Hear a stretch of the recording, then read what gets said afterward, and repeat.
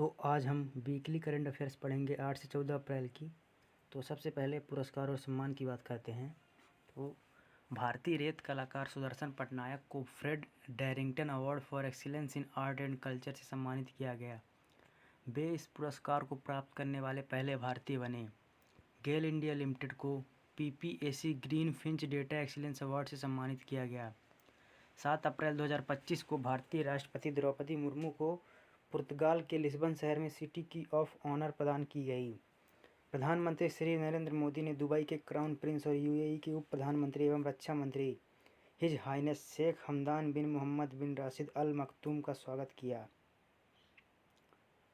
Synergy marine group के संस्थापक राजेश उन्नी को 62वें राष्ट्रीय समुद्री दिवस, जो कि 5 अप्रैल को मनाया जाता है, के अवसर पर मुंबई में भारत के सर्वोच्च समुद्री सम्मान नेशनल मैरीटाइम वरुणा अवार्ड से सम्मानित किया गया। अपने 4 दिवसीय राज्य दौरे के अंतिम दिन राष्ट्रपति द्रौपदी मुर्मू को स्लोवाकिया के नित्रा स्थित कॉन्स्टेंटाइन द फिलॉसफर यूनिवर्सिटी द्वारा मानद डॉक्टरेट की उपाधि दी गई। इंग्लैंड के प्रसिद्ध तेज गेंदबाज जेम्स एंडरसन को पूर्व प्रधानमंत्री ऋषि सुनक की इस्तीफा सम्मान सूची में नाइटहुड प्रदान किया गया।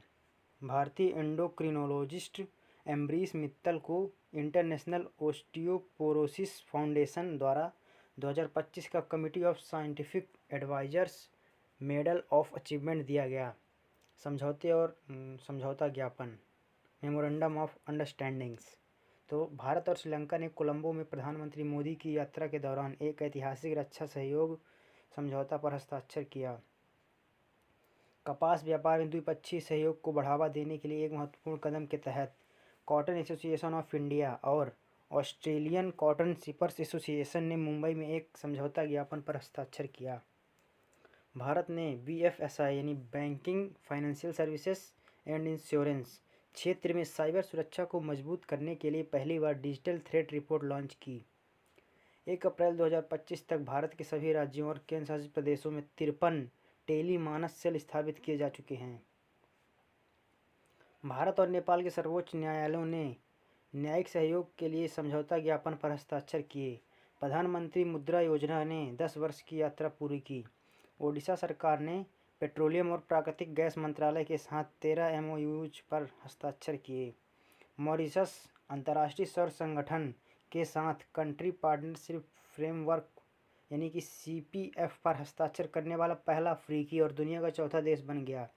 इससे पहले बांग्लादेश, भूटान और क्यूबा जैसे देशों ने इस पर हस्ताक्षर किए हैं। तो आपको बता दें, आईएसए यानी इंटरनेशनल सोलर अलायंस का मुख्यालय हरियाणा गुरुग्राम में है। रैंकिंग और रिपोर्ट्स। संयुक्त राष्ट्र की हालिया रिपोर्ट के अनुसार 2023 में भारत ने निजी एआई निवेश के मामले में दुनिया में 10वां स्थान प्राप्त किया। STRIDE tracks world airport awards 2025, जो कि मैड्रिड में आयोजित हुए, स्पेन की राजधानी है मैड्रिड, ने उत्कृष्ट ग्राहक संतुष्टि और नवाचार के आधार पर हवाई अड्डों को सम्मानित किया। इसमें जैसे पहले स्थान पर रहा है सिंगापुर चांगी एयरपोर्ट, दूसरे स्थान पर रहा है दोहा हमाद एयरपोर्ट और तीसरे स्थान पर टोक्यो हनेदा एयरपोर्ट रहा है। अब रक्षा समाचार की बात करते हैं। तो रक्षा मंत्रालय ने भारतीय वायुसेना के MI-17V5 हेलीकॉप्टरों के लिए 2385.36 करोड़ का अनुबंध भारत इलेक्ट्रॉनिक्स लिमिटेड बेंगलुरु के साथ किया। 30 मार्च 2025 को भारतीय सेना की वायु रक्षा इकाई ने गोपालपुर फायरिंग रेंज में लाइव मिसाइल फायरिंग अभ्यास किया। भारत अगले वर्ष आंध्र प्रदेश तट पर परमाणु पनडुब्बियों के लिए नया अनोसैनिक अड्डा चलाने की योजना बना रहा है। भारत ने फ्रांस से 26 राफेल मरीन फाइटर जेट खरीदने के लिए 63,000 करोड़ की रक्षा डील को मंजूरी दी है। भारतीय और अमेरिकी सशस्त्र बलों ने विशाखापत्तनम में टाइगर ट्रंप 2025 अभ्यास का सफल समापन किया।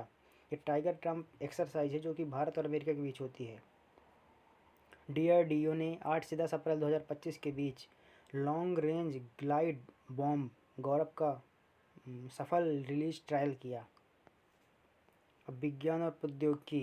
तो मेटा ने लामा 4 AI मॉडल लॉन्च किए जो अब व्हाट्सएप, मैसेंजर, इंस्टाग्राम और वेब पर मेटा AI को पावर करते हैं। टेकवांटेज.ai ने क्रू AI के सहयोग से भारत का पहला large scale agentic AI hackathon आयोजित किया। चंद्रयान 3 के विक्रम लैंडर पर मौजूद CHASTE यानी चंद्राज सरफेस थर्मोफिजिकल एक्सपेरिमेंट उपकरण ने चंद्रमा के दक्षिणी ध्रुव की सतह को भेद कर तापमान मापन करने में सफलता प्राप्त की। चीन ने अंटार्कटिका में एक वैज्ञानिक अनुसंधान केंद्र पर 3 गॉर्जेस अंटार्कटिकाई नामक एक 3.2 मीटर एपर्चर वाले रेडियो या मिलीमीटर वेव टेलीस्कोप का अनावरण किया। खेल समाचार। भारत ने वर्ल्ड बॉक्सिंग कप 2025 जो कि ब्राज़ील के फोज दो इगुआकू में आयोजित हुआ था, उसमें 6 पदक जीतकर शानदार डेब्यू किया।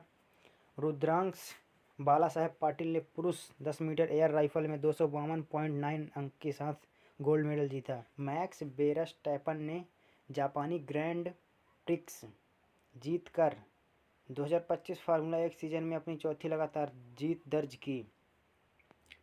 जेसिका पेगुला जो कि अमेरिकी टेनिस प्लेयर हैं ने WTA चार्ल्सटन ओपन के फाइनल में सोफिया केनिन को 6-3, 7-5 से हराकर इस सीजन का दूसरा खिताब जीता। विजय वीर सिद्धू ने ISSF वर्ल्ड कप 2025 जो कि ब्यूनस आयर्स में हुआ था, पुरुषों की 25 मीटर रैपिड फायर पिस्टल स्पर्धा में स्वर्ण पदक जीता। विराट कोहली ने IPL में RCB के लिए एक बार फिर क्रिकेट उत्कृष्टता की मिसाल पेश की। डेथ्स यानी निधन। राम सहाय पांडे पद्मश्री सम्मानित और प्रसिद्ध राय लोक नृत्य कलाकार 92 वर्ष की आयु में निधन हो गया। दादी रतन मोहिनी ब्रह्म कुमारी संस्था की आध्यात्मिक प्रमुख थीं, जिनका 100वें जन्मदिन के कुछ ही समय बाद अहमदाबाद में निधन हो गया। दारीपल्ली रामैया जिन्हें वृक्ष पुरुष और चेत्तू रामैया के नाम से भी जाना जाता था, तेलंगाना के रेड्डीपल्ली गांव में 87 वर्ष में उनका निधन हो गया।